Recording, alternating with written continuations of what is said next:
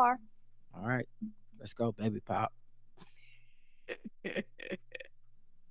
Hey, welcome to another episode of the Black Guy Who Tells podcast. I'm your host, Rod, joined as always by my co-host, Karen. and we're live on a Saturday morning, ready to do some feedback. Find us everywhere you get your podcast. Just search the Black Guy Who Tips, will come up. The official weapon of the show is Bone chair. an unofficial sport, Bullet ball. a bullet ball to the extreme, to the extreme, to the extreme.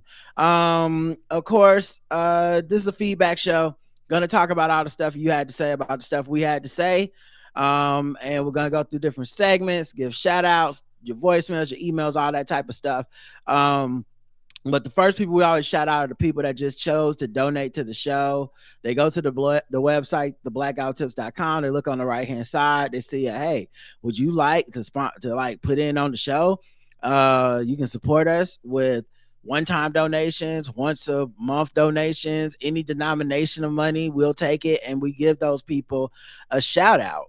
If you're on your cell phone, turn it sideways. May I have a motion? You are now listening to Charlotte's Own Rod and Karen. We welcome the good folks who tithe to the Black Guy Tips. Oh yeah, new cake, new handshakes. Let's give a shout out to all the people that gave us money. Unbridled Love, thank you very much. Dr. Professor Bambi, thank you. Jason F, Falcons Diva, Ken M, Derek L.W, Zach from the Living Corporate Podcast, Lawrence C, Christoph R, Tanisha G, Dotstrid J, and Preston from the Slang of Ages Podcast. Thank you, everybody that took the time out to put a little scratch in our hands.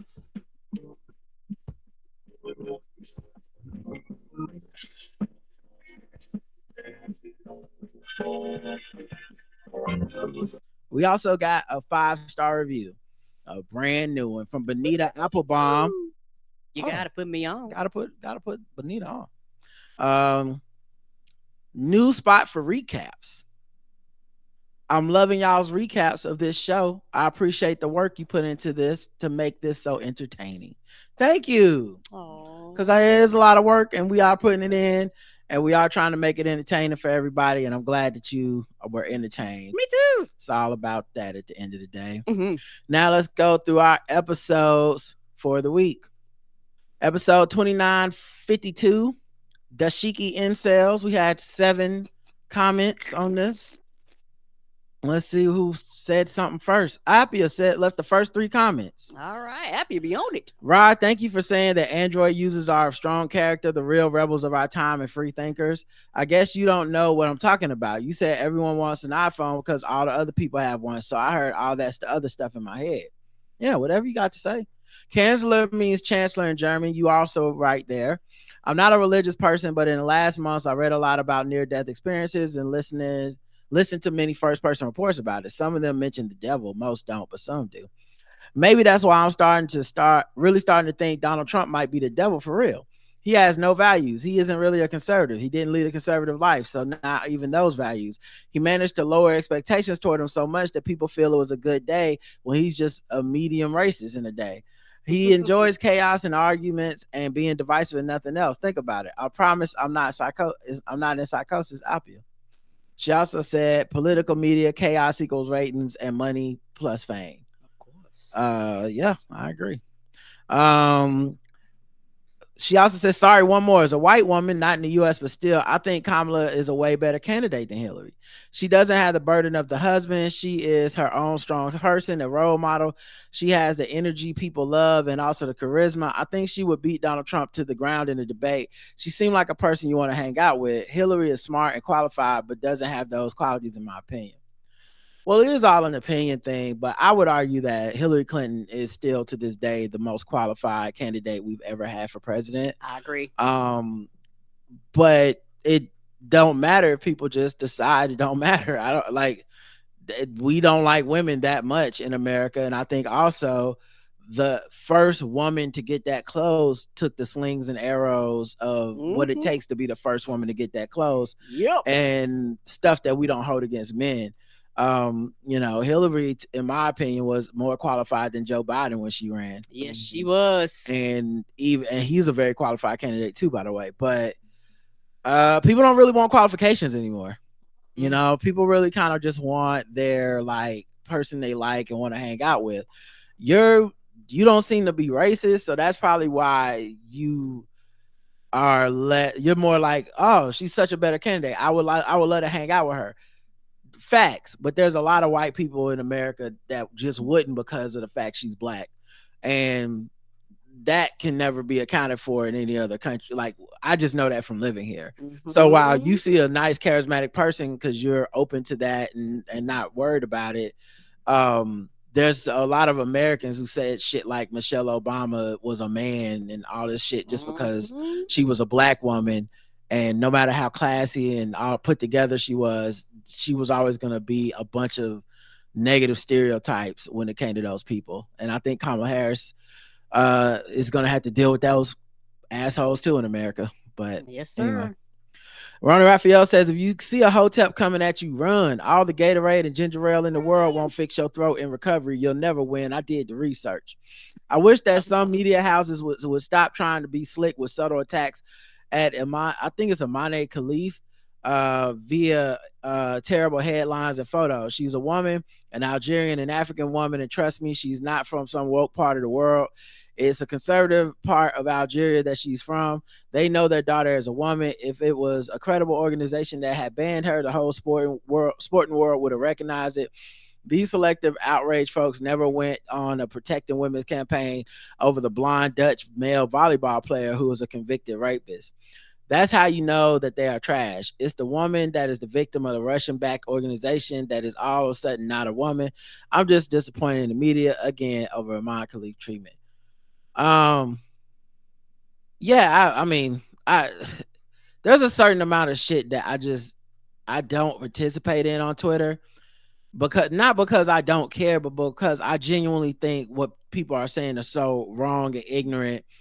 Everyone's fighting about it and calling them out, but those people won't be educated. The people that are witnessing it, if they're prone to believe in that kind of bullshit, they're not going to change their minds. I thought that whole thing was just fucked up. And it's what we talk about all the time in LGBTQ news. All of this stuff attacking and targeting trans people. Often cis women are often the people that actually have to give up the most comfort and space. I feel like if you legitimately made a poll or, like people who have had this experience and said, hey, what is more worrisome to you? The idea of sharing a bathroom or a locker room with a trans woman, or someone saying, I need to look at your genitals before every sporting event.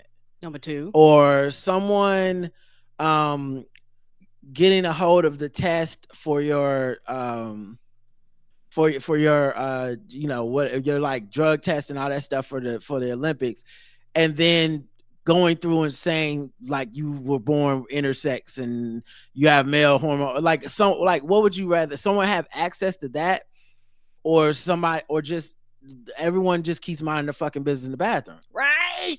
Because it's not like we always treat it like it's some new phenomenon, but the truth is cis women and trans women probably been sharing that space for a much longer time than anyone's talked about. Agreed. With a lot less of a headache than the government trying to come up with laws about it. Right. I mean, people just been figuring it out, and all this negative stereotypes and cartoonish, like a giant 500-pound linebacker in a bathroom with a tiny dress on being like, I'm a woman.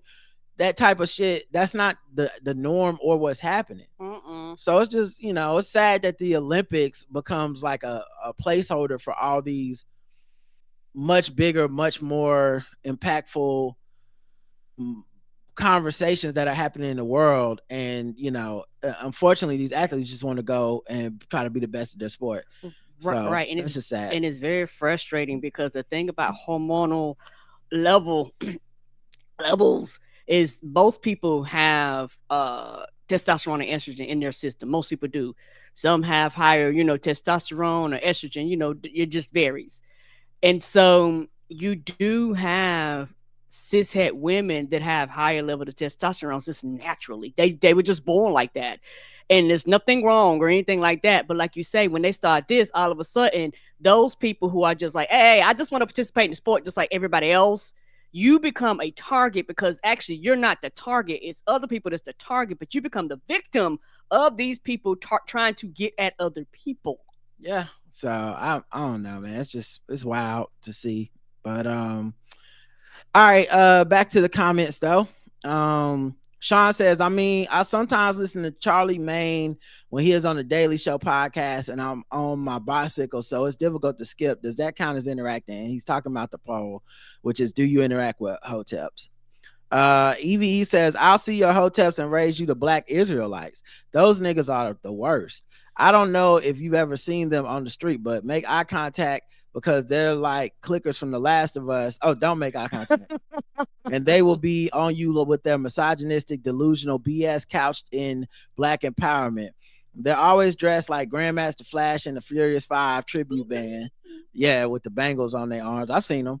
I've had the misfortune of seeing them when I was in the city the other week, and they were on bullhorn saying that why this country shouldn't be run by a woman because men are meant to lead. They suck. Yeah, I mean, I low key keep black Israelites, hoteps, and like ADOS niggas all in the same space. Yes, they are all in the same group to me too. I use all three of those terms interchangeable, although I do understand the subtle differences between each one of those groups, which I find problematic. But they all, the end results is the same. DC says the ADOS and hoteps are usually on the opposite side of things. They're not the same. Yeah, see. Neither of them are Pan-Africanists.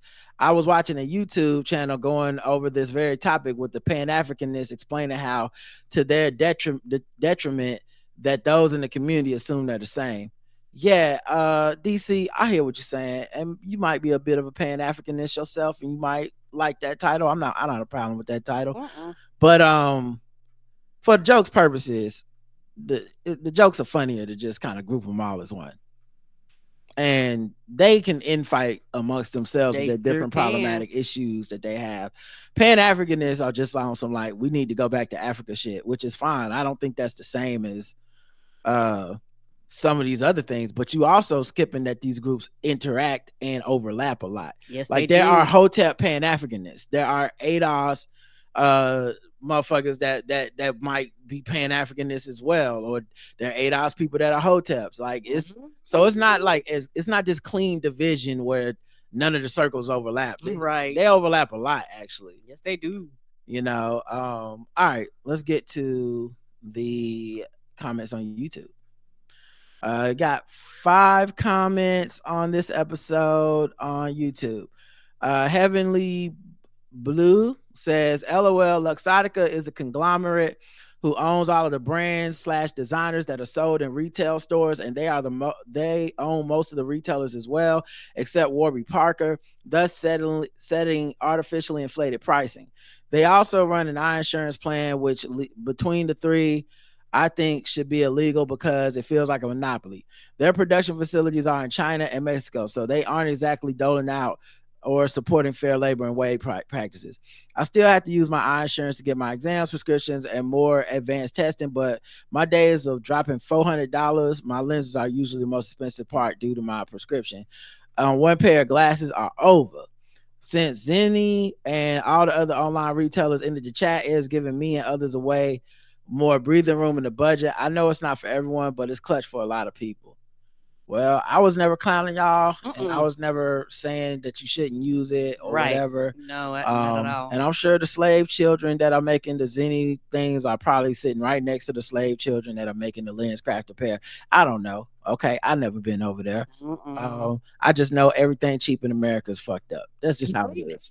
True. So that was the joke. Yeah, and a lot of it, and part of the joke was just our personal preference, type of thing. And glasses are expensive as shit, so I get it, dog. Yeah. The joke for those that like Heavenly, the joke to me was y'all people are always touting something as cheap as better because it is better for our pockets.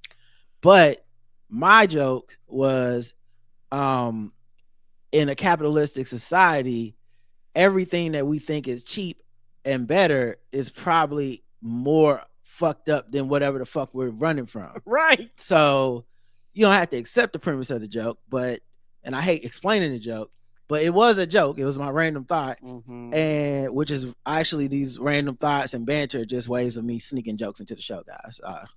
Hate to break the fourth wall like this. Why is you doing this? Because people write in and it's like, oh, I don't think you understand. I don't want to be mean, but it's like, oh, I don't really care. Like that was me pretending to care about how y'all get y'all glasses and how I get mine.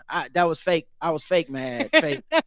It's Fake all outrage. This is all. That was all joking. So please, anyone in the world, don't feel bad about me making fun of y'all getting 12 pairs of glasses for 3 cents and being like, this is just better for everybody.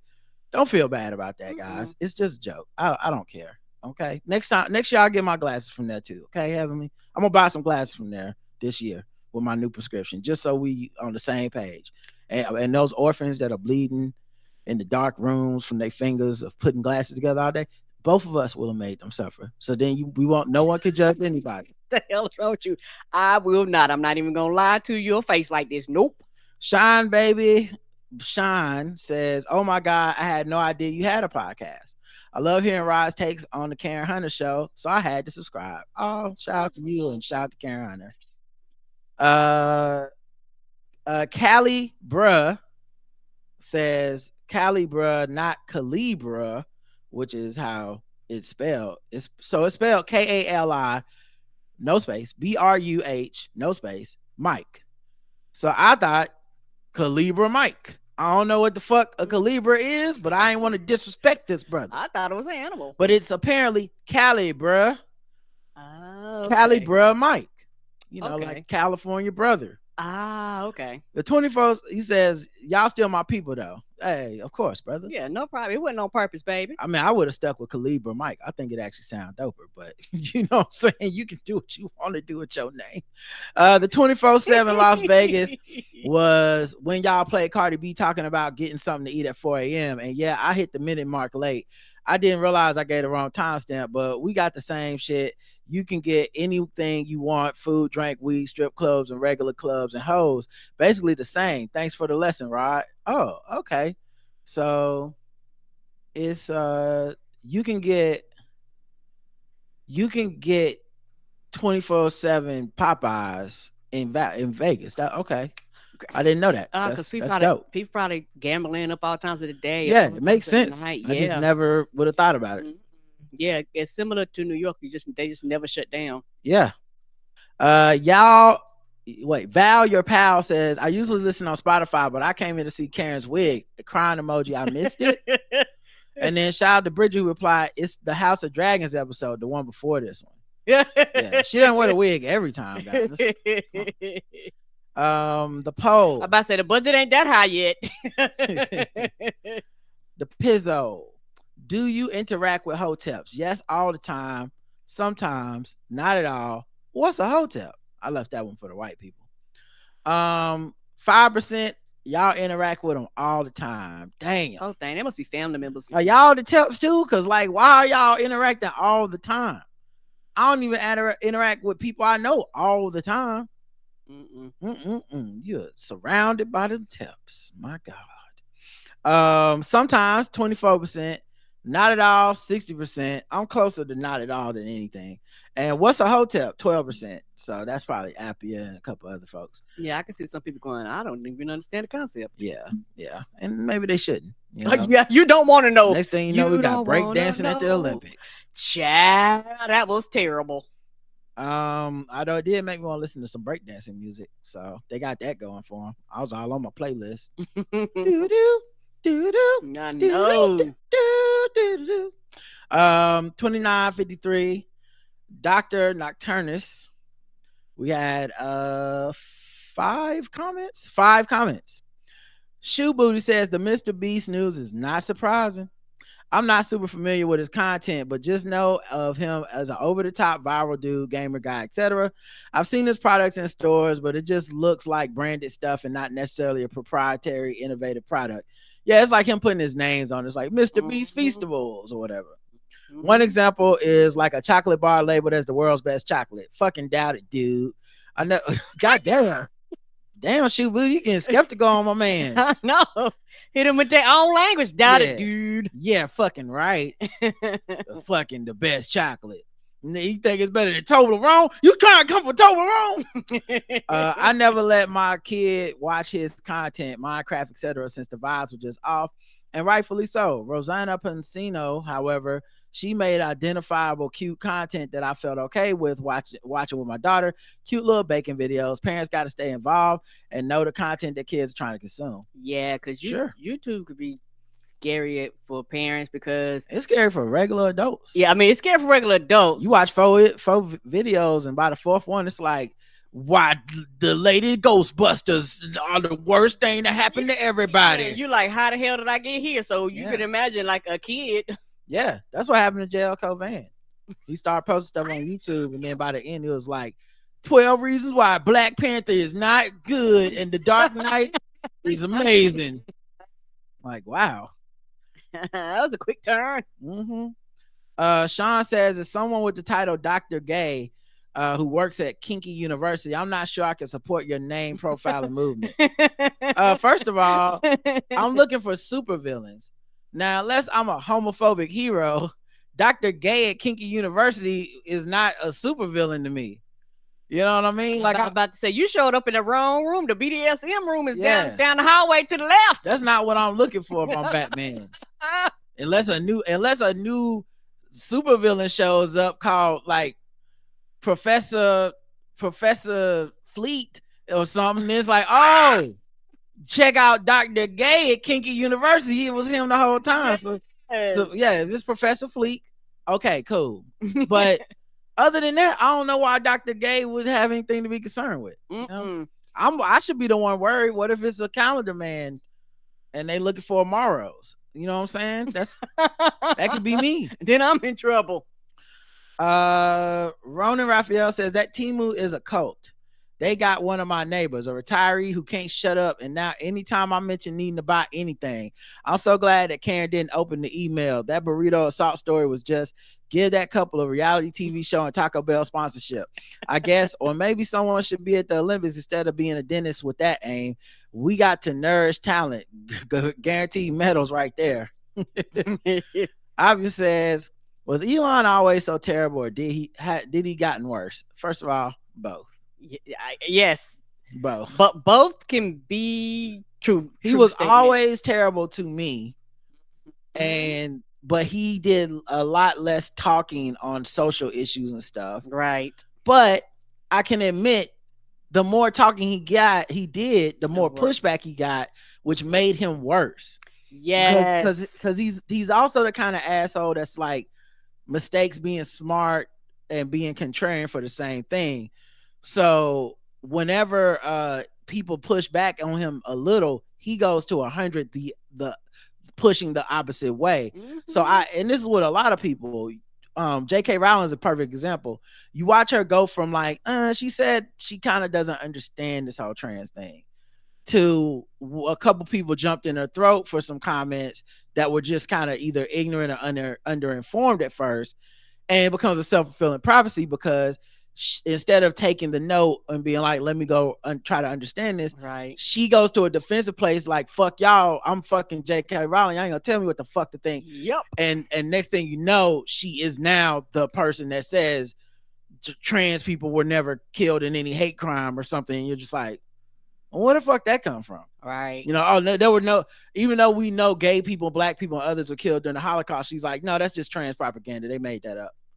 I'm like, well, what? Anyway, he is one more example of someone who supports the conservatives without really being about that life. He children with so many partners. As far as I know, there was IVF involved. So again, he supports a party who has ideas about how people should live without taking it seriously for himself. Yep. A lot of them do at that top over there. And then also the thing with him is, I don't even know if he supports the party like that. You know what I'm saying? Like it's just more of a like I'm a billionaire and I can be frivolent with my money and throw it. Saying I'm going to put this money over here, which we don't have any proof he really did, but saying I'm gonna put this money over here will piss off the people on Twitter, and that's really what he's going for, to the detriment of his own company and everything. EVE says if sneaking snacks into the movie theater was an Olympic event, I'd take gold every time. I wish someone would call the cops on me for bringing in snacks. When they charge $10 for a box of candy, I can get at a dollar store for $1.25. I went to a matinee this week and it was $16. Let me enjoy my Chipotle, bottled water, and box of $1.25 peanut M&Ms in peace. Damn. Yeah, I've never that maybe that's just an Australian thing, but calling the cops on somebody for that just seems wildly ridiculous. Weird. Yeah, and you know what? They probably did that because they don't have the gun issues we have here in the States. Most of the people leave you alone because they're like, yeah, dog. Like if they decide to brawl or shoot me, I get paid for $7, $8, $25 an hour. I'm good. Yeah, I truly do not understand. Like I have other more important things I could be doing. Yeah, I truly do not understand how like I've worked in these type of jobs before, and I've never given a fuck that much. I'm not. You know what I mean? Hey, the fuck is this? I've never given a fuck that much. I can't. When I worked in like a McDonald's or IHOP, if someone would have sat at a table as I was a waiter or whatever, and literally poured out food from another fucking restaurant, I literally would have act like I didn't see that shit. I've seen that before and walk right on past them bitches. I wasn't stopping them people. If the manager felt like doing it, they could, but I wasn't about to tell them to put that shit up and start a brawl in the restaurant. I'm good. Calling the cops, unless you threatening me or something, I just can't see it. But anyway, comments on YouTube for Dr. Nocturnus. I bet Lindsey Graham's name is on the marriage certificate, says Kevin. I guess there's a lot of speculation that Lindsey Graham is also gay secretly. Some even think that's what Trump has on him to get him to da-da-da-da. And I'm like, guys, he's just an evil Republican. I'm not saying he's not gay. Right. But he's definitely an evil Republican, and Trump doesn't need to have anything on him. Right. Same with me regarding slow horses, says C. Nathan. I know. Can't tell. Karen sneaking the popcorn on the mic got me cracking up. Karen never changed, says Chaos Storms. I'm so sorry. I did not realize you could hear that. You are eating it directly in the mic, Karen. I know. You didn't. Why did you think I couldn't hear it? You were doing it in the microphone. I don't know why. My mind was like, you can snack on this. And I was like, wait a minute. He stopped. Oh shit, he can hear this. That's exactly how that process went. It ain't got to be logical. I didn't say it was logical, and I didn't say it was reasonable. I'm just telling you what happened with my thought process at the time.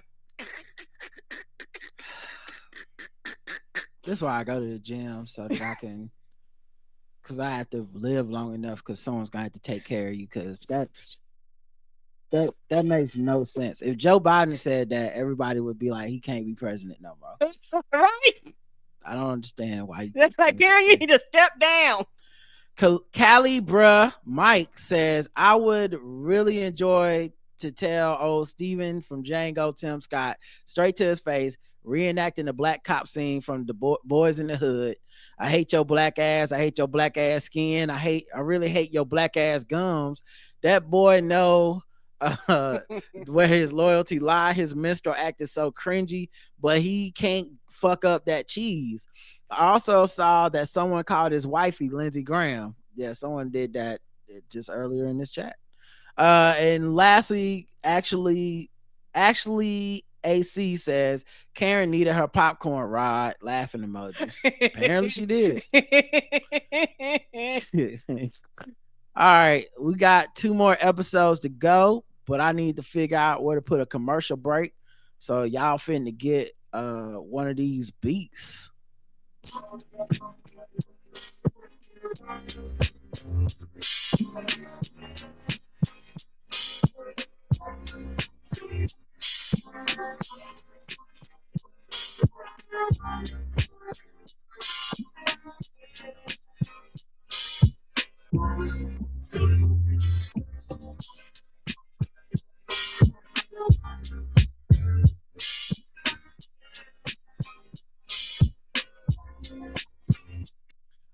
right. The next episode is 2954, an argument genie, where we had the homie DJ Ben Amin from For All Nerds podcast on the show with us. We got 5 of them comments. Ramsey D. Jenkins say, hey, cousins, in my head, I enjoyed the podcast and argument genie. I love the title with DJ Ben Amin. I agree that House of the Dragon should have ended with episode 7. I also agree that HBO Max will likely stretch the story out and rush the ending. P.S. John Wick is a sociopath, but I still root for him. I agree with everything you said, except I don't think HBO will stretch out the show. I don't think that's what they're trying to do at all.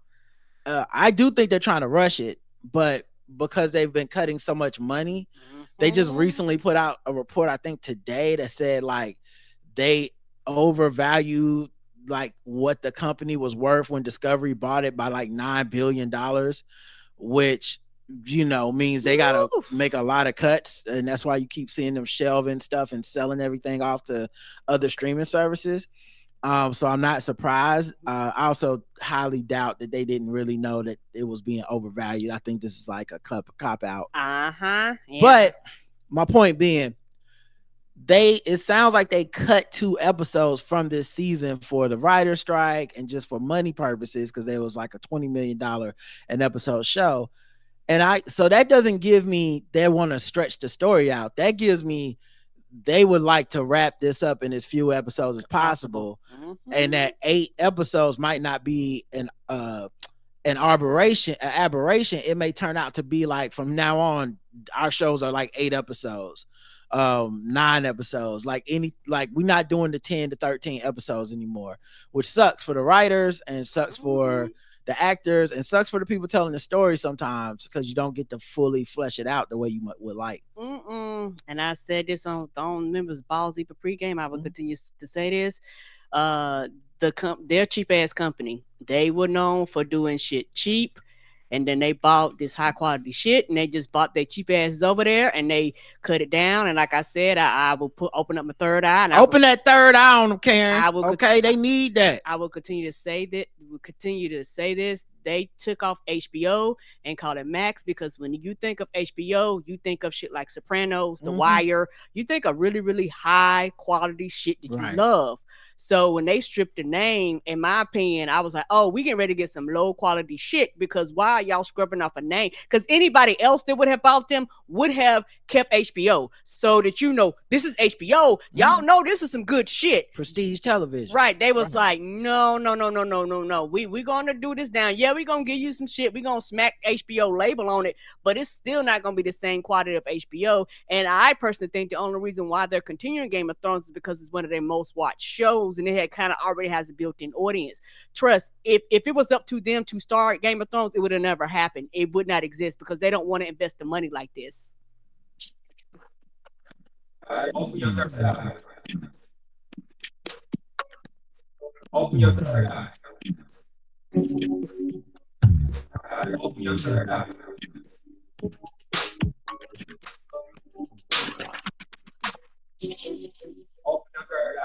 Yeah. And the way that they selling off all their shit, it's like you go on Netflix and like Batman and like, you know, like these WB exclusive shows are now on, you know, the highest bidding third party app. So it's like, what does your streaming service really bring to the table at that point? You're shutting down Cartoon Network's website. It just doesn't. I look at them all day. Do you need some money? And that's what I think. I'm like, do you need some money? Right, because it literally, everything they doing doesn't make sense. Like they having a fucking yard sale, and they like whoever, you know, can give us the most for it, I give you $5 sold. Like they don't give a fuck. And it makes it hard for you to find shit. So if you're looking for something and you were watching it on Max, and now it's literally can be on any other services. So you literally have to Google shit to find out where you can catch it. Because like Batman the Cape Crusader is on Amazon. That's clearly a WB show that they made, put into productions, and then sold off, because they were like, fuck it, we rather sell it and get some cash than host it on our streaming service and hope more people sign up for Max, not HBO Max, just Max. Right. So, all right, let's get to the next comment. Rona Raphael says, thanks for this interview. Completely forgot to pre-order a copy of DJ Ben Amin's uh graphic novel. Right after I was done listening, confirmed some info with Ben Amin and put it in my order quickly. Tommy D says, and I love that. I love whenever y'all, when someone does something on our show to promote something and y'all buy tickets or show up or leave comments, or in, you know, the case of JL Covan, go on his Twitter and go, oh man, I would have been in town that day, but I'm supposed to go out of town to do something. To do something. I'm going out of town to kick myself in the balls. But if I wasn't doing that, I'd be at your show because you're hilarious. I would be at your show. Yep. So punch down his jokes. Yeah, I appreciate when y'all do that. You know, all that stuff to show support to the people in the ways that they like support. Yes. To that come on. So getting his book, that's dope. Tommy D says, the thing about Tropic Thunder no one talks about, RDJ isn't Australian like his character in the movie. Robert is a dude playing the dude. Right. Guys is another dude. Levels. That's levels. The thing that makes it so meta, and that's what makes it so fucking hilarious. So you've been smoking that good too, brother. EVE says, great interview, guys. It's going to take me a while to recover, but I'm sure he will just I take Drake a while to recover, but I'm sure he will just not be at the level he once was, mainly because what's on top eventually has to come down. It's what happened to Nicki. People move on. Drake released all that content this week and no one seemed to care. Yeah. I looked at that shit. I was like, how big? I'm good.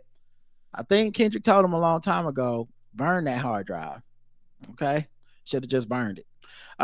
He just going to have to put out some decent music instead of trying to win the social media game.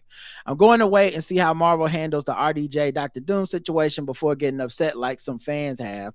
All I can say is that the next Fantastic Four movie can't be bad as bad as the last one with Michael B. Jordan, because that movie was ass.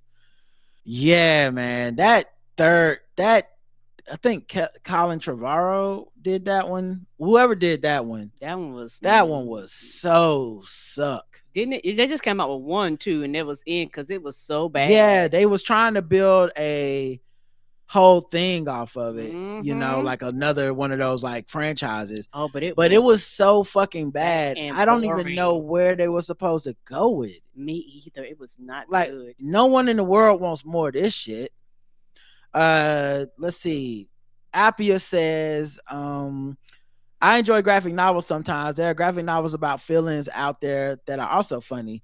That's for me, like the Heart and Brain stuff. Oh yeah, I've heard of Heart and Brain. I think I followed them on Facebook, and I used to get the comics, like they would drop a comic like every week or two, and I enjoyed those. So, you know, another thing me and Appia share in common. Oh. Let's get to the YouTube page. YouTube, we got 3 comments. Chocolate Lady Cap says, I think we need to have that conversation should be about Danny. Conversation should be about Danny. Oh, probably because we think she was not the superhero savior. She was kind of evil and a Targaryen or something. I don't know. I need more details. Ramsey Dunn says, the Russo bros also directed The Winter Soldier. The Winter Soldier and Black Panther are my two favorite MCU movies. Yes. I can watch both of them at any time. If they're playing, I literally will sit down and watch the rest of the movie. I kept saying Civil War when I meant The Winter Soldier, and you just made me realize that.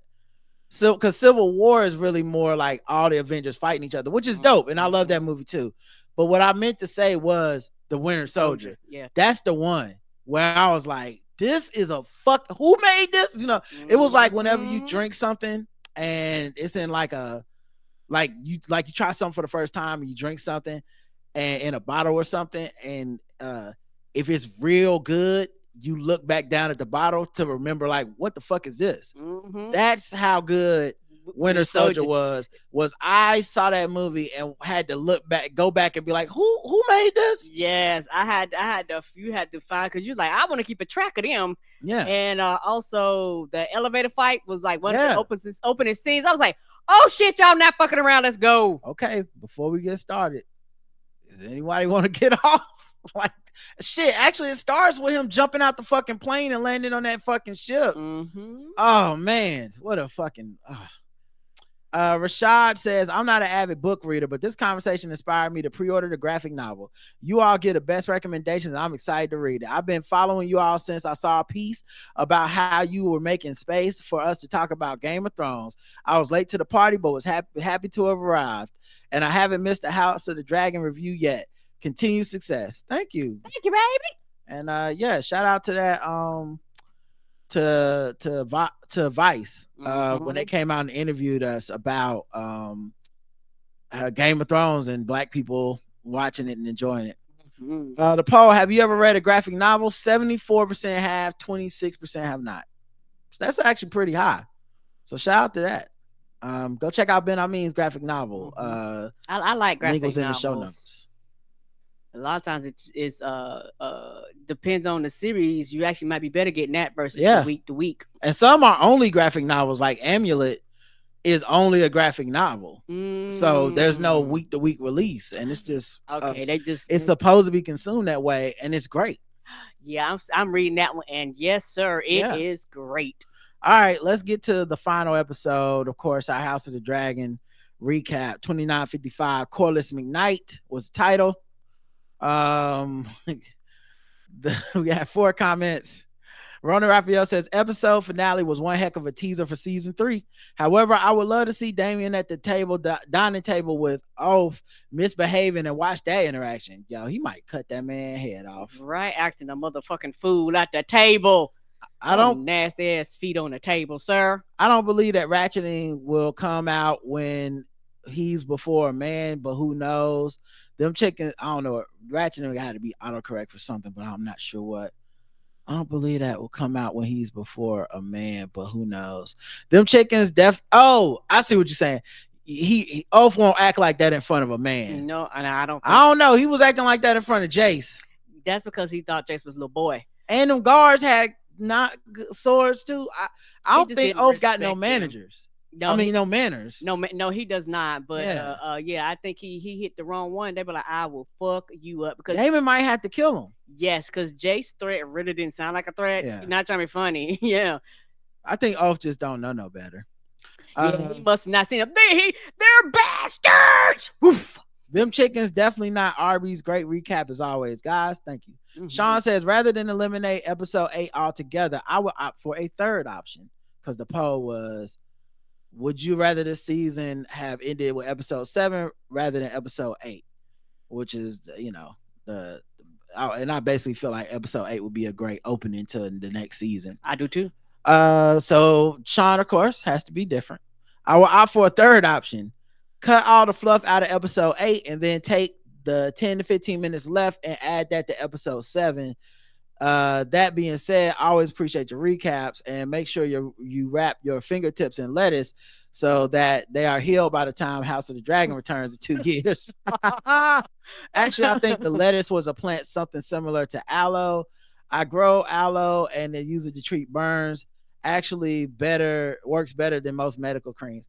I hear you, and maybe that's what it was. I think I was watching New Rockstars do a breakdown, and they're pretty thorough.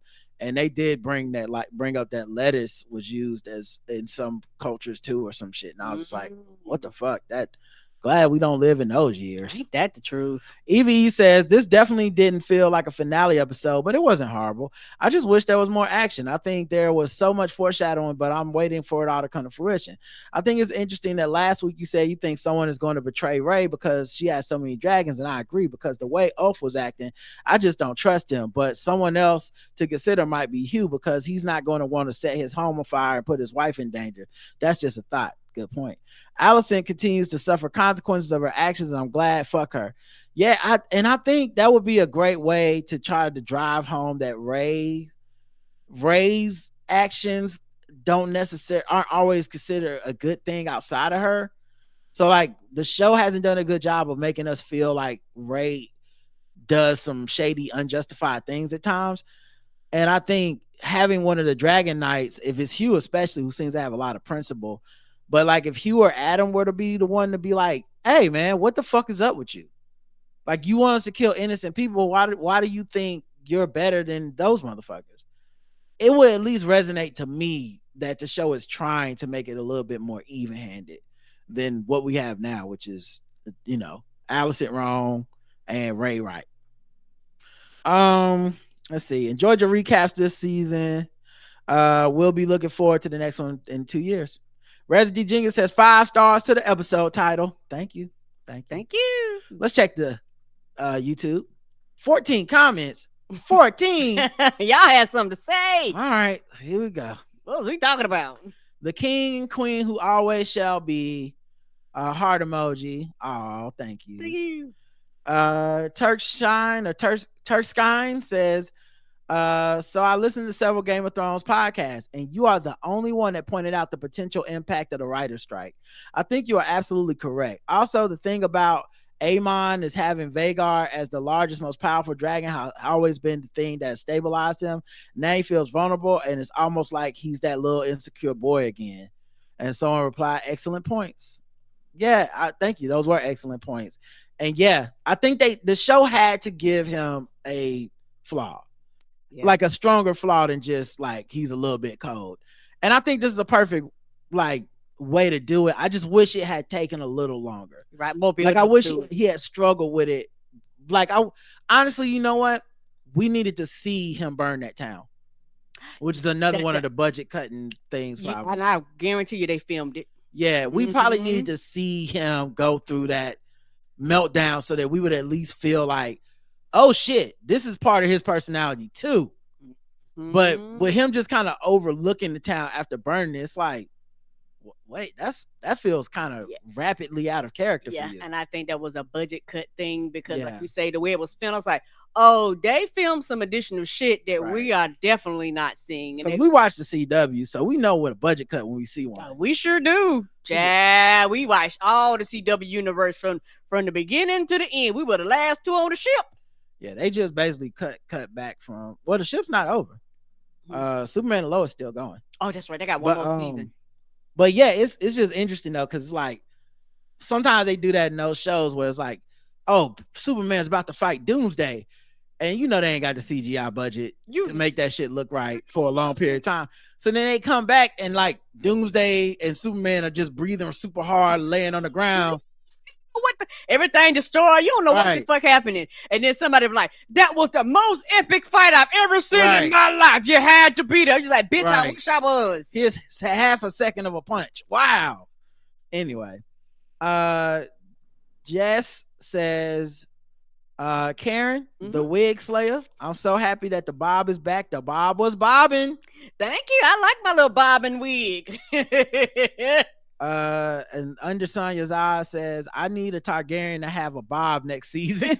If Tavern Brother Man can have a lineup, I need Helena to come back with a bob next season now that her man is gone. New hair, new me. Come on. Let her come with a bob. Yeah, I would love to see that. Me too. S. Carter says, I think Helena is a Targaryen dreamer, but because she has first men's blood, she also has power from them that magnify her dreams. So she's more powerful than previous dreamers. Oh, I didn't know she had that first man's blood. Shout out to you.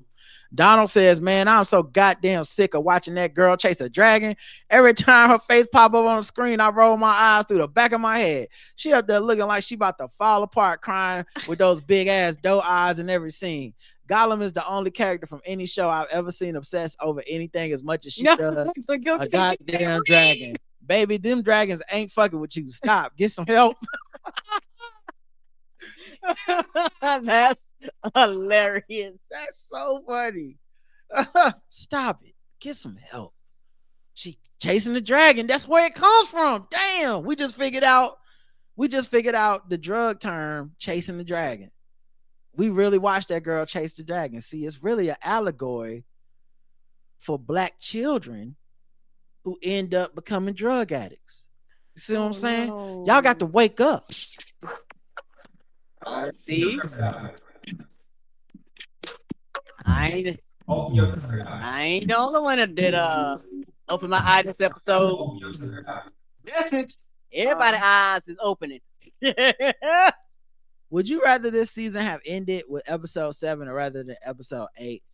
61% say yes and 38% say no. And I don't blame either side. I think the no people probably just like, it's more Game of Thrones. Like, give me 8 episodes. Like, I'll take what I can get. But I think just narratively ending on 7 would have hit so hard. I don't even think y'all can appreciate how hard it hit because we didn't get to live in that world but for 7 days.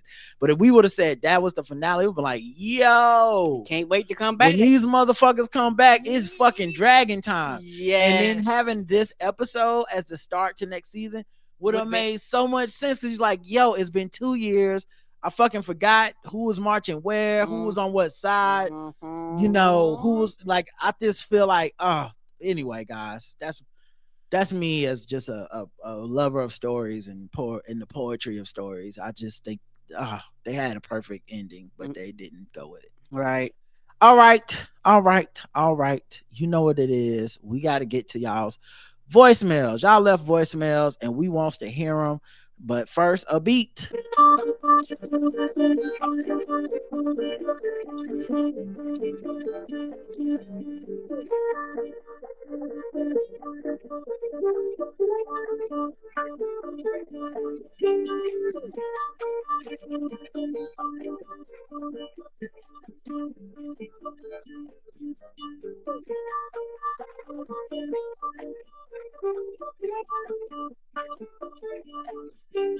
I think that might be my favorite beat. It says The Heart, but I don't remember who it's by. Probably Infrared Crypto. But man, what a fucking beat. Yeah, All right. I don't remember who made that beat. All right. Voicemails. You know you want to hear them. Hey, Rod and Karen. This is Nicole. I thought you guys might know who I am. You probably don't. But I was listening to the episode talking. It was really funny. Swimly. I live out in Arizona, and it's very common for people to have pools. And that whole Swimly app, it came up in me and my husband were talking about it recently because we have a young child. We went to a pool party in our house, in our home association. We do have a public pool, and my husband goes. And I was telling my husband maybe we should use Swimly, and he brought up exactly what you guys said. He goes, first of all, how do we know someone else isn't renting someone else's pool? And the house my husband previously owned, he did have a pool in the backyard, and he said part of the reason why he never will buy a house with a pool again, besides the cost. He said in the state of Arizona, you are liable if someone drowns or get hurt in your pool. And even on that app, it says, "Oh, we're not liable." He said, "Yeah, you are. You're a homeowner." And he said, talking to a friend who's a realtor, that people like how in that same situation, people who are renting out houses with pools, they are using the Swimly app and letting people use an owner's pool. And the person who will be held liable is the owner. And as an owner, if you don't know that, you will probably be pissed. So I thought that was very interesting that, somewhat that came up in Canada. But my husband goes, nope. He was like, oh, no, that's happened here before, too. But I'm with you, Karen. Like, that's crazy. If I had a pool, I wouldn't let nobody at my pool house. I don't like people at my house. Right. Not too quickly. So go to a rich man, do a little to the homeowners insurance. I'm just kidding, don't do that. But in this economy, you might have to. Well, have a good Saturday, guys. See you next time. See you on 3GO. You're there next week.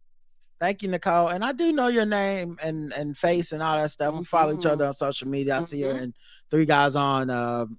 Sometimes she has a camera on with her babies and husband in the background. So I know you, Nicole. And everything you said. Yeah, exactly. People don't be thinking about that liability shit. And yeah, it's one of those things where, hey, dog, if somebody does it and you're a homeowner and you don't even know that they're doing it, and now all of a sudden you're liable for somebody else's fucking death and you did not know, all hell gonna break loose. We got 2 voicemails from this next number. Hey, Rod and Karen. This is Ariana from Baltimore. I've been listening for almost 9 years now. UC Premium, so it went through, economic slump, as so many of us do. And I'm taking this opportunity to leave you all a message and also to go premium again because you all deserve it. And I Thank just you. want to say, as a white lady and also as a queer white lady who is a sex worker and has been for over 18 years, I really gained so much knowledge, intuition from your shows, as well as so much joy and laughter and somberness when it calls for it. Y'all just contribute to my life in such a profound way. And I just want to thank you, particularly for your advocacy work around showing communities of color and talking to communities of color about what it means to be queer, about what it means to be a sex worker and be respected in that industry. Rod, I love that you're a big old porn fan. Makes me real proud as a porn girl myself. Love to hear it. Love to hear it coming from someone in a beautiful relationship with a partner that supports and encourages them. And, y'all don't need any more of my words on this show, but I'll leave you with, when you really, really, you get introduced to something beautiful and something special through someone who ends up not sticking around in your life and being worth the time, who ends up hurting you. A lot of us, myself, She got cut off. I think she called back. well, my full thoughts just interrupted by my time limit.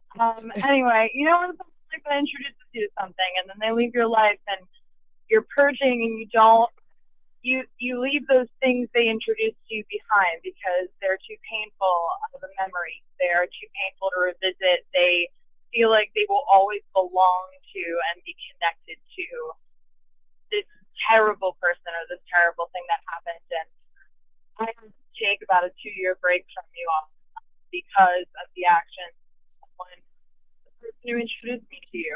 And started coming back at the beginning of this year, and I've been playing catch up. I just want to apologize for leaving in the first place. Please keep doing what you're doing, and not that any of this is for me or should be created for me. Just know that it does resonate. You've got this gay sex worker support here in Baltimore City. All right, love y'all. Take care. Thanks so much for your work. Oh, thank you. Thank you, sweetie. Yeah, and honestly, like I say, all this stuff is for seasons. Even life is for a season.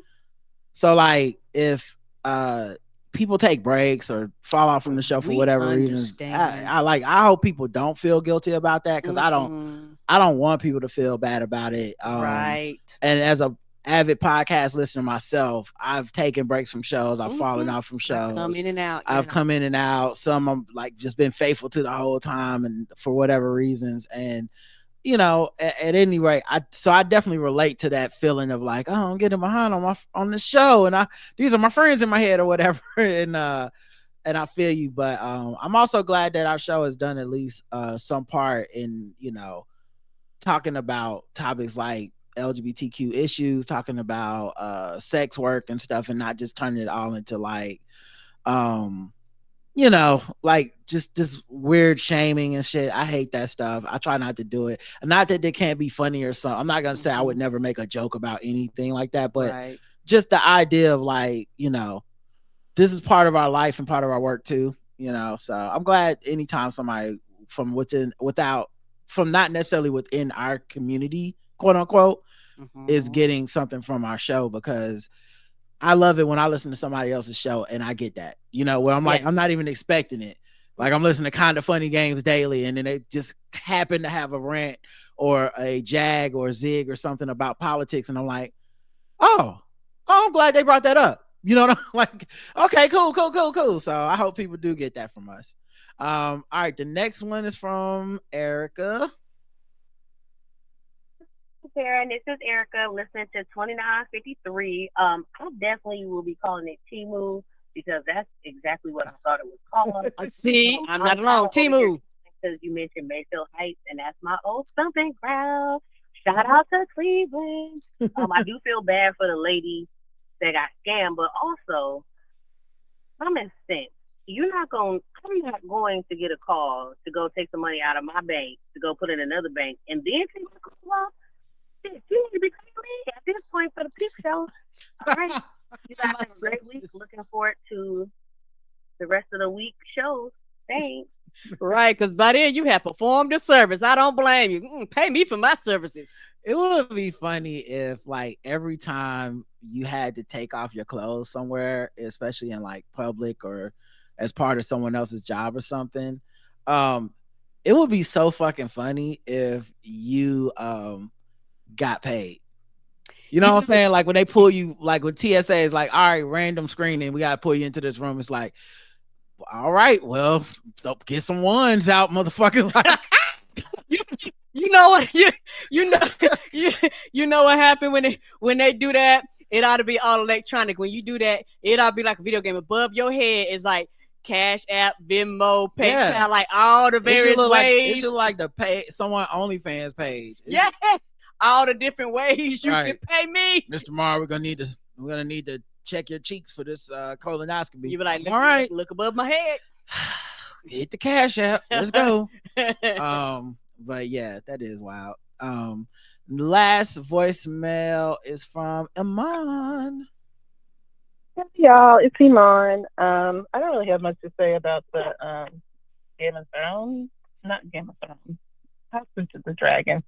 It's all the same universe. It's all the Yeah, I same, don't baby. think y'all did a great job. I just want Ulf to die. I want him to die. Mm.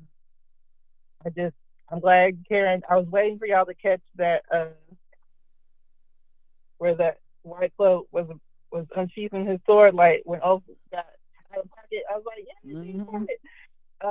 Because I was like, get him. Before he does, because when y'all the trailer, I was like, I feel like it's Ulf. I feel like it might be Ulf because he already out of pocket. He already don't know how to act. I don't like it. He gonna go to the highest bidder.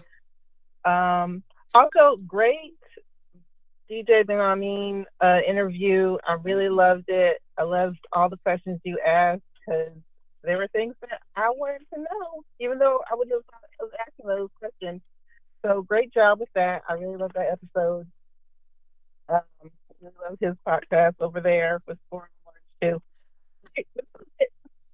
Thank you. Thank you.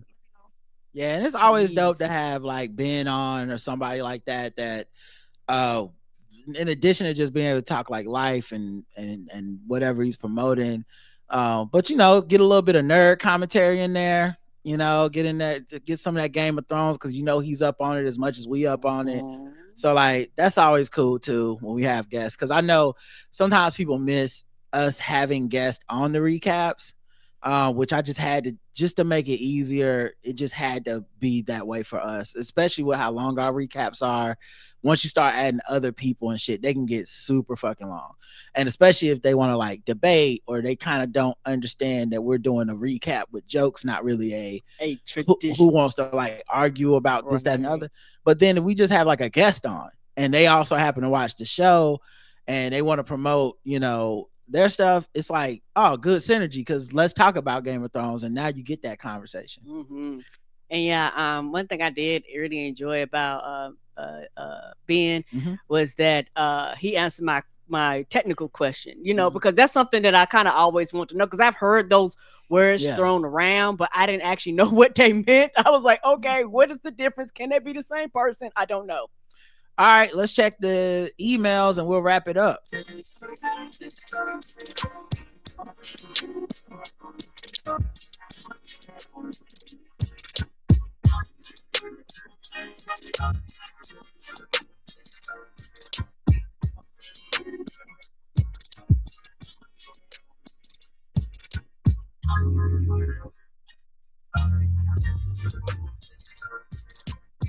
All right.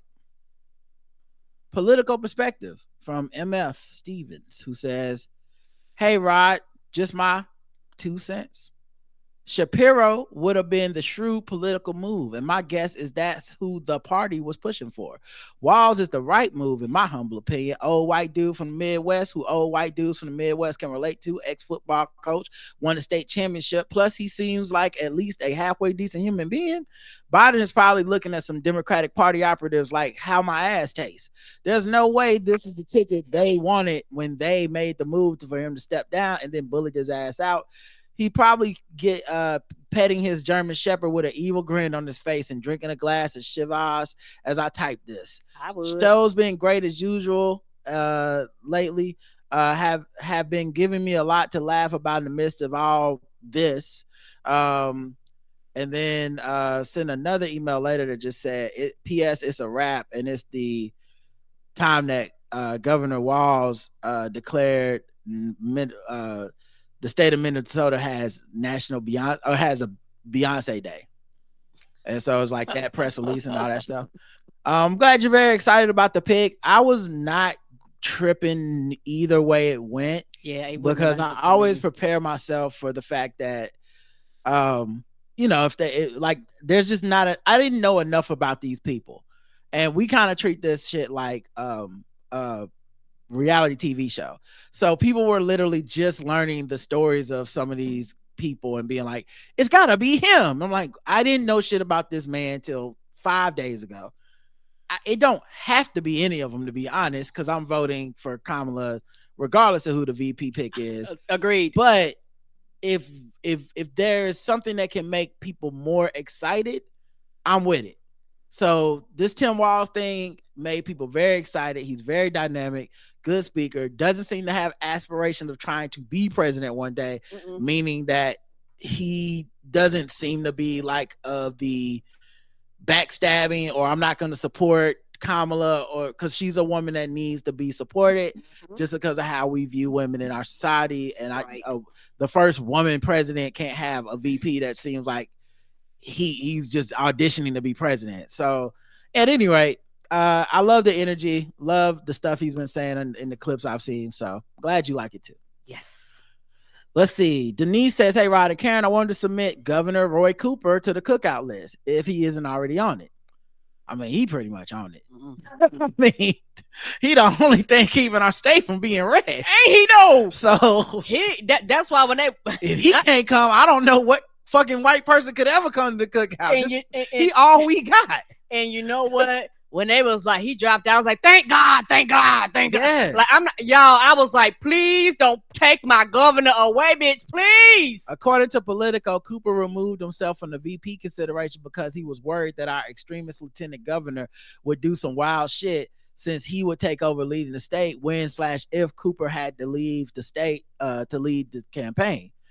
Yes. And now technically, it's not really that big a deal in that Mark Robinson or whatever that conservative crazy MAGA dude's name is, while he is lieutenant governor, he has been lieutenant governor for a while. And it's not like once you get selected to campaign for VP, Cooper just becomes like he vacates the seat. That's not what happens. And he's only he's term limited, meaning he can't run again for governor, I don't think. So yeah. So the issue for Cooper isn't necessarily that somehow Mark Robinson would pull some bullshit, but it is a risk because we've had people in our state Congress do weird like 3 a.m. signings without telling the other side. Like, so totally understand what you're saying there. The other part I would put out there is this could just also be a graceful way of Kamala Harris's team saying, hey, we're actually not going to select you. So pull yourself out from consideration rather than make it seem like we rejected you. Yes. Because some of the other people like a Shapiro or somebody, I think they don't mind. He was playing to get it. So it's like, shit, fuck it. I'm in for a penny, for a pound. But I think somebody like Roy Cooper, they might have been like, hey, don't, And also Roy Cooper's never lost an election. So there's that. I was like, he run again, nigga. I'm voting for his So ass he, again. yeah, he may run for like a different position, like a senator or something, possibly. Considering how Republicans control the legislature, I don't doubt they'd run amok. Yeah, I feel you. Salute to that man. He took one for the team. Yeah, he's already on the list. Oh, definitely on the list. A child, you should. I was so glad when he was like, I take my hat out the race. I was like, good. Preston from the Slang of Ages podcast says, excellent episode as always, talking about the DJ Ben Amin episode. Mm-hmm. I had no idea this book was coming out. I pre-ordered it after the episode. I appreciate you and Karen. All the best, Preston. Yeah. And in addition to being Team Dro, he is now Team Green. What's up with you? Who's your favorite sports team? Do you root for the Washington Generals when they play the Globetrotters? You be like, yeah, I root for the white guys. That's ridiculous, bro. You gotta learn to pick a winner. LaShonda says, hello, lovelies. What's going on? The doctor? Mm-hmm. House of the Dragon, when first was announced for 4 seasons, similar to folks saying Biden said he was only a one-term president, saying it was only 2 seasons. I'm making shit up. Oh, I hadn't even heard the it's only 2 seasons thing. But you know what? This is the gift I get for not interacting with people online about stuff I love. Nope, I do not. This is my favorite thing because I stay in La La Land and I get that sounds like something people would have said that is not true, and then fought about it and been mad. And I haven't had to deal with any of that. Nope. It just makes me feel gaslit when I see people do shit like that. And I know it's a stickler for on the show and certain topics and stuff. I'm sure some of y'all don't like that shit, but I need, as y'all can tell, I need things to at least for us to have a set of facts we agree on before we debate. Right. And so someone being like, well, it's only supposed to be 2 seasons. I'm like, that's never, no one said that. That's my thing. No one said that. And they, right. See, Karen's getting mad. She just learned about it. She don't know. Right. And they make this is why I don't talk like to a these lunatic folks. When you be like, nobody said that, y'all. Yeah. So I have no anger because I've never heard this before. This is crazy to me. People are saying it. This fandom is a reflection of a larger growing trend of fandom. People who shit on the thing they think they know better than the creators. Some of these same people saw Rhaenyra's run on Vagar as a suicide mission because she was distraught over her husband's break babies when nothing in the story indicated that. The show made clear that Rook's Rest being taken cut Rhaenyra's armies off from her by land and leaving them undefended would further alienate the tenuous support she already had. And Rhaenys was ride or die for Rhaenyra when she noticed how Rhaenyra wasn't rushing off to war immediately, but was trying to be a measured and careful ruler. That's a long paragraph to say. I hope over the next 2 years, those folks disappear. They won't. They'll be back. They will be back. But I disappeared from the chat. You know what I'm saying? Mm-hmm. I agree. The finale felt... Karen left the chat. That's exactly what my ass be doing. Mm-mm. I agree that the finale felt like a good launch for season 3, but not a satisfying end for season 2. That's not to say it wasn't a good episode, but its placement was just off. Yes, after the placement. After the impact of the actor strike, the actors are not part of SAG, but Ryan Condell, showrunner and executive producer, is American, and I believe part of the American Guild. The American guilds were in holding patterns out of solidarity during the strikes, and that could have very well impacted writing and production. It reminds me of when the Oppenheimer cast at the UK premiere, I believe, left the premiere when the SAG strike was announced live. Also, folks have to realize dragon battles are expensive to shoot. We got to take it in measured doses, right? I mean, I think people are rightfully miffed at what the machinations that Warner Brothers Discovery are pulling off at Max with these decisions that are so clearly about money and cutting money and basically trying to give people as little as possible while charging as much as possible. Yes. And so when they do have their tentpole prestige shows and they start cutting corners, I get why people feel away. And I bet the creators feel away too, because they like, we pitched you a 10 episode fucking thing. Yes. And then you just kept nickel and diming us over the money, knowing we can't afford to look cheap. Right. So now we got to do cheap show shit like not show Amon burning down that city. And that's something that the creators have to live under too. Is, you know, and unfortunately, the creators are the ones the fans get mad at. Right. Even though but it's like, a lot of other bro, decisions I can't made. do but so much, and I can't be in these interviews shitting on HBO and Warner Brothers and Discovery. I have to at some point be like, well, hey, here's a positive spin on why we had to do what we had to do. But yes, the whole business is fucked. Let's see. Anywho, I'm enjoying the show and look forward to next season as well as your coverage. Do you think you will cover the other spinoffs? Love you guys. I don't know. It's getting a little Walking Dead-ish with the amount of spinoffs, which more is about us preserving our time and peace of like, I can't do this all the time, every time. That being said, I don't know the timing of when those other shows drop. True. So if it's something like a year from now, here's 6 episodes of this Game of Thrones prequel show, I'll probably be ready to start doing 4 hours of notes again. But if it's like 6 months from now, I don't know. I can't call it. Right now it's like asking a person that just finished a marathon, like, when would you run your next marathon? I don't know. I just know if it started right now, it wouldn't be. Yeah, the answer would be no. If it started right now, no. So we'll see, because I think there's 2 more spinoffs or something that they know of. Yeah, and I saw the trailer for that one, and I just don't know when it's dropping. So I check it out. Anywho, love you guys. You too. Thank you, Doctor. You too, baby. Let's see. Profess LCH, Linda Charlemagne Harris. Hi, Rod and Karen. Just a quick note of thanks for your House of the Dragon reviews this season. As I've indicated throughout, though I tried to listen to others, I couldn't keep up the facade of being concerned with their nitpicking, too cool for school smarminess and irritation. Why? Because their reviews were tedious and your reviews were fun. Thank you. That's what I'll be going for. Yeah, we don't want to be tedious. I mean, if you can be tedious in a fun way, sure. But it's so rare. Most people ain't got the gift. Or they tedious, and they all the fun is sucked out the room. Yeah, you want to show you like smarter than the creators. You want to show you like smarter than the audience. Yeah, it's not. It's not fun normally. No, it's hard to make that fun. Yes, we're all in this together as far as I'm concerned. Yeah, it's just let's have some fun. Take it too serious. From the I Love My Blackness and Yours, shout out to D-Ray. Nicknames, Afro-American cultural references, and the hashtag Black as Fuck retelling of the plot. I had a fantastic time guffawing along the way. Oh, thank you, baby. Yeah, and I really think we stumbled onto something, because Corliss McKnight is definitely his nickname to me from now on. Yes, sir. And I hope I remember that next season when we come back, because if he ain't Brian McKnight, them boys, I don't know who did. Come on now. As grown as we all are with grown folks' responsibilities, know that the folks who showed up in the chat room or rewatched and listened afterwards were spending valuable time on a little dragon show, because the blackout tips allow for a quality viewing experience. Your recast made each episode better, richer, and deeper. Thank you both. I wish we didn't have to wait so long for more of the blackout tips reviews.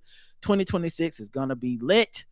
Linda Charlemagne Harris, aka Profess LCH. Thank you, Profess. That's my girl. All right. John says, athlete ads, Harris / Walls, and House of the Dragons, etc. Good morning, Ryder Karen. I want to see these old athlete ads take things to another level and start bringing back some of the rivalries between the product spokesmen. So Icy Hot has Shaq. I want to see Dirk Nowitzki for being gay, explaining how Icy Hot is fine, but if you want to be the kind of man who can actually hit your free throws when it counts, you got to use being gay. Oh shit, I will be here for that. Maybe get Yao Ming for Tiger Bomb with a block. That sort of thing. That's hilarious.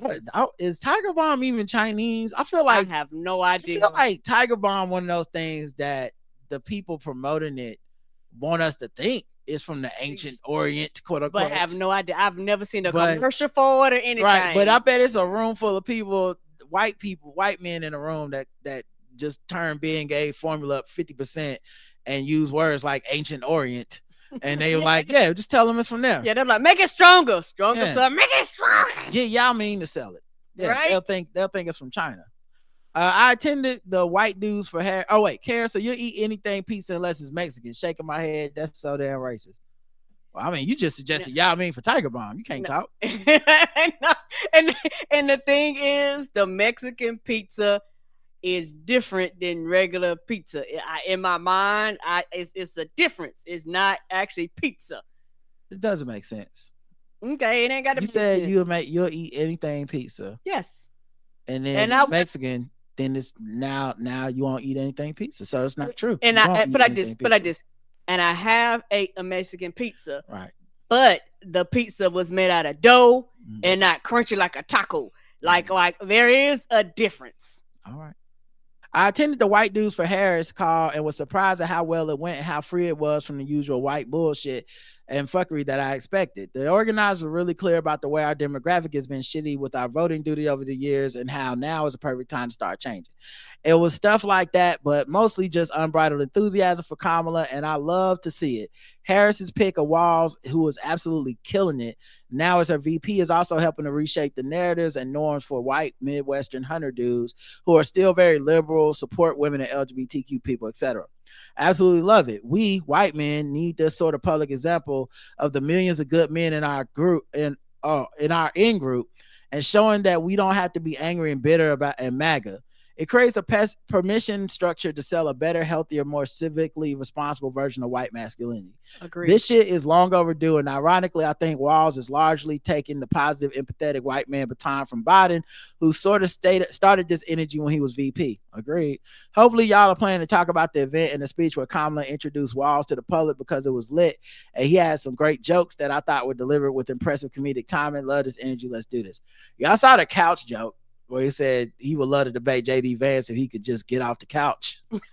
Oh no! Oh no! Nah, Buddy got it. Fired. Cushions fired. Yeah, Buddy got it, man. Like, he funny. He could take those shots. You know, the energy is just lovely. It's such a great match. Yeah, I mean, and you're right. This is the thing I keep saying, and I think a lot of men just aren't capable of hearing me, or they just don't want to hear me out and believe me, because I truly do believe there's a lot of dudes who know right from wrong with a lot of discriminatory topics. Yes, they know, talking down to women is fucked up. They know shit. They know shit is wrong when they're being homophobic and treating people like, why they got to show this on TV or whatever. They know deep down it's wrong, but the peer pressure and the fact that other men don't call them out, and the ones who do agree are so vocally loud to prove their own masculinity with, right. Like, look how much I don't like gay people. It makes me so uncomfortable because I'm so straight, bro. Mm-hmm. So anyway, all that shit to say, my point has always been like, yeah, but I've noticed that when you have the energy the other way, at least in my life, a lot of times when you think people would ridicule you, they actually don't, because they're like, no, that's right. Because they do know better. Yes. And I've just had that happen over and over. But you got to be the kind of person that can, like, take the fact that sometimes people are going to be ignorant. Yes. And so all that to say, Tim Walls is like the energy I'm talking about, where it's like, I'm going to state that I am a person who is inclusive, and I'm not saying it as a debate topic. I'm telling you matter of factly. Yes, as a statement. This is not just how I feel, but it is the way we should be. Mm-hmm. And not only how should we be this, we need to pass laws and show this support vocally and upfront and full-throated. That's the part that so many men lack, because they'll quietly be right. They'll quietly be like, yeah, man, I don't really, that's fucked up. They be calling that dude the F word on the basketball court. And it's like, so it's fucked up, but when it's happening, you're like, oh God, you're like, you're back in third grade. Don't pick on me. Yeah. As opposed to being like, hey man, chill the fuck out. Yeah, and the thing about it, and maybe it's just me being the one thing about it that's so fucked up. You look at women and go, why are y'all afraid of men? Shit, y'all afraid of men too. Ain't you are a man afraid of a man? So and keep what's in wrong mind, with me being afraid of a man? I'm not even talking about physically. Because like a woman being afraid of a man physically is one thing. But I mean, like, just the peer pressure feeling of like, oh man, I might just be considered uncool. Someone might just think I'm a jerk. Or they might make fun of me for being like soft or sensitive. It's that part. And I love when you see, this is the example I'm talking about of a dude with like Walls who's just very much out there up front with like, no, this is the right way to do shit. Right. I didn't say this so we could fight about it. I'm saying this as I'm saying it because this is what the fuck we know. It's yes, like stand up for the right thing. That energy is so much better. It's just so much better. And I think Biden, you're right. It does have a lot of that energy, but this is kind of a passing of the baton, and in the way that like Obama was more tepid with the like, hey, we just should leave everyone to have the equal rights. And then Biden is like, gay people should get married. It should count as marriage. And it's like, yes. And then the next baton to passing is someone like Tim Walz. Tim Walz. Rod, I swear to God, I almost wrote in with a Corliss is Brian McKnight joke last week, but got busy and figured y'all might appreciate one less email from your 17-hour feedback show. I think one of the reasons many of us still root for Rhaenys, even though she is admittedly Rhaenyra, even though she is admittedly a terrible, power-hungry monster, is because in the context of Game of Thrones, she's nowhere near the level of a Joffrey, Cersei, Walder Frey, or Ramsay Bolton, etc. I think you could argue she did some Walder Frey shit with the red, whatever that episode was, where she made those bastards get out there and until that was some red wedding shit. The title of the episode was Red Something, which always means a lot of people died. So like, I just think the show hasn't done a good job of making her morally askew enough for us to have a like, yo, this girl is wild as fuck.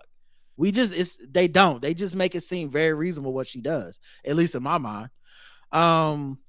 Anyway, back to this. I know it's setting the bar very low, but personally I don't really hate anyone in House of the Dragons the way I hated several characters of Game of Thrones. It's actually one thing I think House of the Dragons is missing. BBL Chrissy pretty hateable. Trying to think. Like, I don't think he's bad as Joffrey, but no, you don't got no Boltons on here. He's definitely he's up there with Theon for me. Yeah, you don't have nobody like Ramsay. Yeah, like there's no Ramsay on the show, right. No Joffrey. Not really. Yeah, there's no Joffrey really. But honestly, I think that's better writing than Game of Thrones. Like, I actually think it's bad when they make someone so fucking morally indefensible with no reasoning that they become a caricature, and I feel like those characters don't feel real to me, like because they're just so fucked up and there's no reason why. If you make your too many bad guys like that, it's like like to me, I think Cersei's more a better character than Ramsay Bolton, because I could see some things in Cersei's life that make me go, I see how she got there. Come, child, they talking about shame. I was like, bitch, I get back to that castle. Fuck all y'all. Even in the first place, with them making her marry, Robert Baratheon. They forced her to marry him. And her dad not respecting her, and then her finally getting the tools of power and going, I'm going to protect myself in the most like aggressive way possible. I understood her. I'm not here for the bullshit. In a way that I didn't understand. Even with Joffrey, it's because he's mothered and his mom is evil and everyone knows he's a bastard on the throne and all that. Like, there's reasons, but Ramsay the only one where I'm like, that nigga just evil. Yes, he just came out wrong. Yeah. He came out on the wrong side and stayed there, never went back. And think about when they really introduced Ramsay. That was later in the show.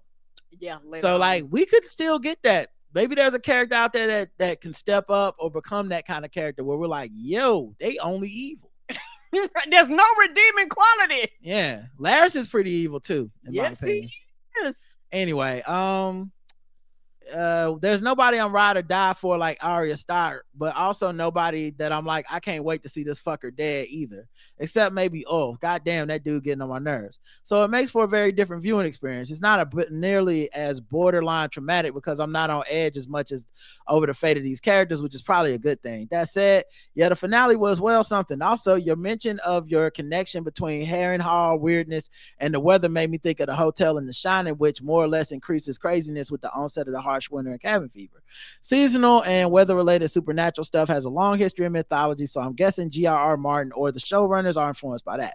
Possibility, yes. Y'all are so much better at keeping all these darn dragons straight than I'll ever be. I can differentiate between the big ones and the small ones, but that's about it. I see them much the way you see white actresses. LOL. I feel you. I only know it because I have to study it for this show. I don't think I Mhm. keep up with it if I casually watched it. Mm-mm. I just but like the thing I realized after a little bit of paying attention, so now I don't think I can ever not pay attention, is that the size and the age of the dragon is pretty much the big jokers. So in all these dragon battles, at least so far, everybody that got the biggest dragon typically wins.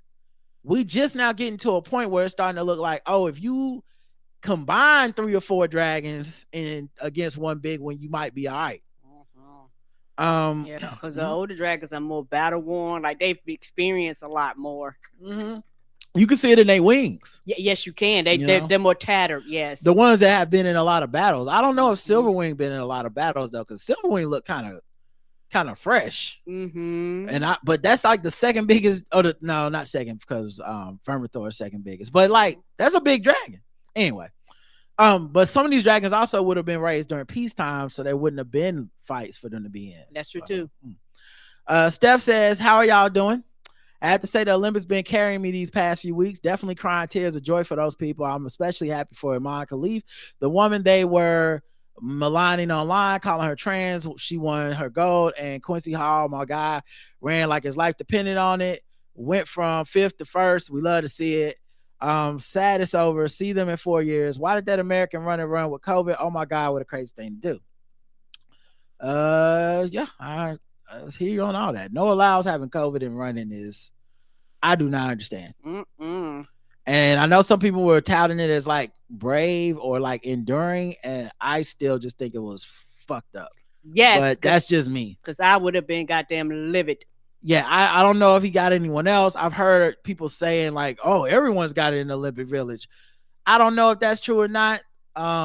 Because to me, it seemed like a thing we'd either know or yes, like somebody else would be pulling out because they sick too. Like it wouldn't just be no allows.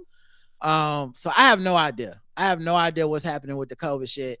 I just think him openly having it, and then I believe he's talked about having asthma and all this other shit, and then running at 200 and looking like he was gonna fucking die. I just don't. I mean, I know he gets every 4 years to do it, so I know why he thinks he has to do it, but I don't see it as heroic as all. Finally, I'm quite done with them people on Twitter and other social media. They are not happy about a damn thing. At the Harris rally, she was interrupted by protesters. Fine, protest. She gave them a chance to continue. They put her foot down. People said she should have let them continue to protest. They complained about that, saying, oh, she could have handled it better. Yesterday at her rally, she called for a ceasefire, something she has been saying. They said, see, pressure works, as if they did something.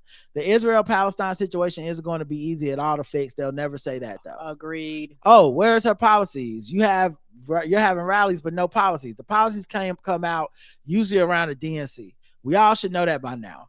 But people want to complain. I just want everyone to shut the fuck up until we cross that chasm. Well, not just that. They were saying, oh, she doesn't sit with reporters. She won't sit with reporters. So she went over to the gallery the other day as she was getting on a plane, gave reporters about 5 minutes or 2-3 minutes to ask about 5 questions. Every question was about Donald Trump. Right. You said you want this shit, and then all the questions about Donald Trump. You don't really give a fuck about what she's talking about then. They don't really, if anything has given me the most faith in her campaign, it has been how much they've ignored mainstream media. Because at the end of the day, that's the same media that backstabbed Joe Biden. The same media that saw they could put pressure and put a finger on the pulse, and it hasn't been fair. And the way they're writing about Trump in like the New York Times versus how they're writing about her, it's still unfair. So you cannot keep acting like they're working in good faith and like, oh, they just need me to explain it. They don't really give a fuck about her policies. No. And honestly, that's not what the fuck this election is going to be about. Everyone's in fucking denial. I'm sticking with what I've been saying, and I know I'm right. This is about keeping Donald Trump out of the White House. Yes. Period. The only thing everyone can agree on is that. As far as that Twitter clip of the heckling, I know a couple people wrote in or said things where they really expected us to go in. I think the reason y'all expect that is because y'all were engaging in the conversations or seeing it back and forth online. Yes. I'm not trying to be a jerk about this because I don't have any problems with the protesters at all. Mm-mm. That shit do not matter. Not the topic of Palestine. I mean, when it comes to this one heckling at this event, it literally will. Donald Trump was fucking shot at.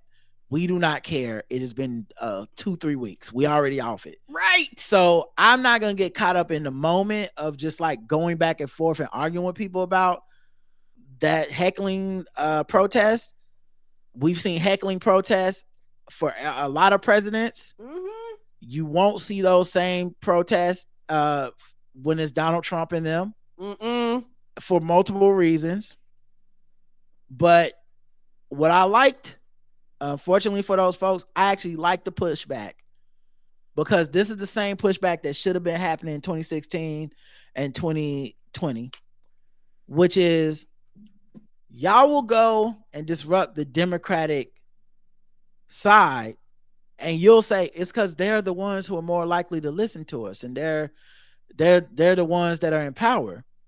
And you're right. I actually agree with that logic.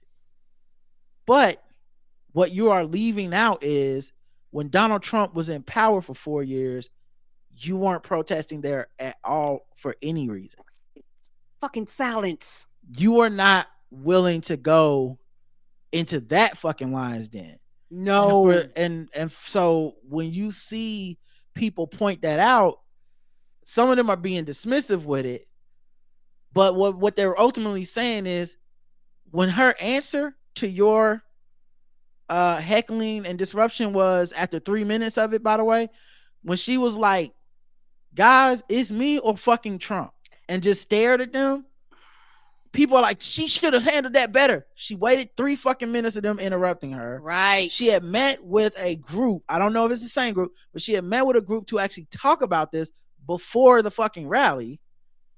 And then these people were doing their job as protesters, interrupting until you get kicked out. Doing their job. Totally respect it. That is what a protest is. That's I don't know why everybody always fucking forgets. There is no right way to protest. Mm-mm. All protests are supposed to be disruptive. Yeah, that's the or whole else it's not working. Right. So I have no problem. I agree with their fucking cause. So I don't even see why. Like, I know people are afraid it'll mess up the moment. And I guess what I'm trying to remind you is it won't.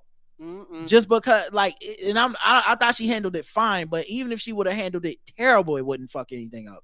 Because at the end of the fucking day, we don't have the fucking attention span to truly keep up that energy for 90 days. Right. So more than likely some other crazy shit will happen. We got debates that are going to happen. You got the DNC that's going to happen. Like, we have a lot of moments coming that will erase that moment, which I didn't find to be a bad moment for either party. In the first place. What you should be aware of, and I think you are, Steph, is just how much it's influenced by Twitter. Because Twitter took 5 seconds of the whole interaction and said, look at this. And they expect people who stay online most of the time, who have been doing a bunch of like quasi-religious proxy war, like social media engagement shit, where you got to like signify your virtues all the time and shit like that. Those people will eat that up and be like, she should have stopped the speech, handed them the mic, walked away. I'm like, no, nobody's gonna do that. That's not, and there's no guarantee that'll change shit. Right. You can fucking let them speak for 15 minutes. It won't change. They came there to be disruptive and get kicked out. It's just part of it.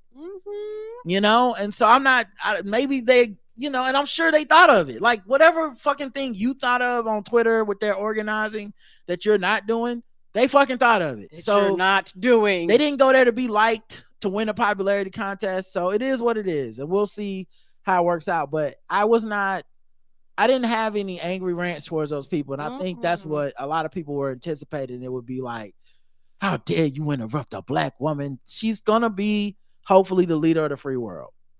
So yeah, all the shit that come with that. They talked over Obama too. Yep. It sucks. I mean, optically it sucks, but it's just part of the job. So you got to be able to take it, and I think she handled it fine. But yeah, and I had a person tell me she could have handled it better, and I said, how? Well, she'll have a thing for it. She'll have a quip. I said, what? Why do y'all think a quip was gonna make them people go, oh, okay? That's not what they talked beforehand when they wrote the signs or whatever. Like they didn't say, all right, guys, 45 minutes in, we're gonna chant. But if she says something we kind of like, we're gonna stop. No, we're gonna get kicked out. This purpose is to disrupt. This moment is more important, right? Until they put us out. Yeah, we need to get we need the viral moment. The conversation will start once we're kicked out. Right. It won't start if she says something and we go, oh, okay, I guess we'll see. No. Anyway. Yesterday at her rally, she called for a ceasefire, something she's been saying. Okay. Whereas the policy said that. I'm waiting until October to get the new covers of Game of Thrones. One of the few things keeping me going right now. I need November to come quick, Lord. Thanks for reading. No problem, Steph. Don't let them stress you out too much, man. Like you said, get off Twitter. Really get offline. Sometimes I'll be on there looking for silly shit, and if I don't see it within a couple minutes, I'm hopping off and doing something else. 100% same. Like it just can't. Now we did get something in the mail. Yay! Look at what came in the mail.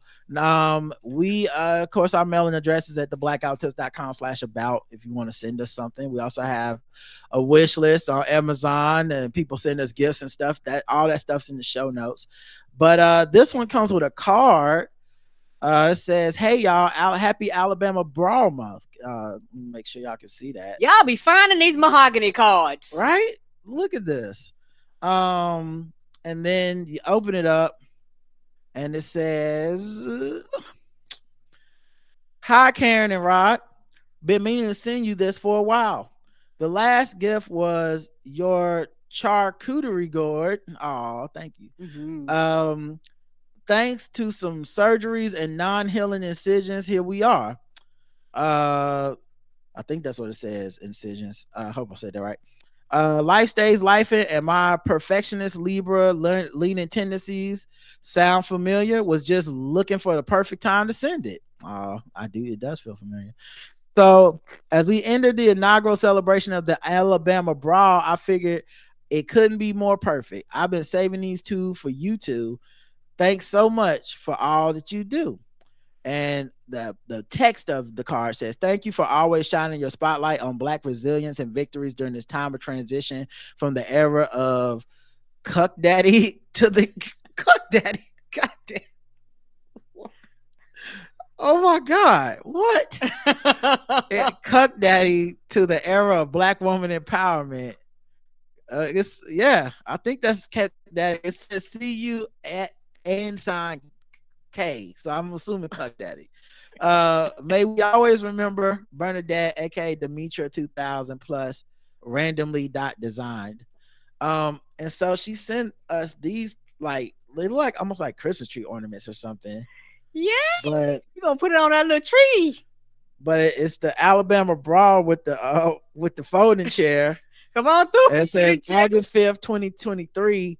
May we always remember, is what it says. And then this one is like a different material, almost like I forget what you call this material, but not ivory, but like it's a more harder marble, maybe harder type of clay material or something. Yes. But thank you so much for these. That's so funny. And hang them on our little tree in there. Right. And so thank y'all for listening. We appreciate y'all. We'll be back throughout the week. And yeah, until next time, I love you. I love you too. Mwah. Bye, y'all.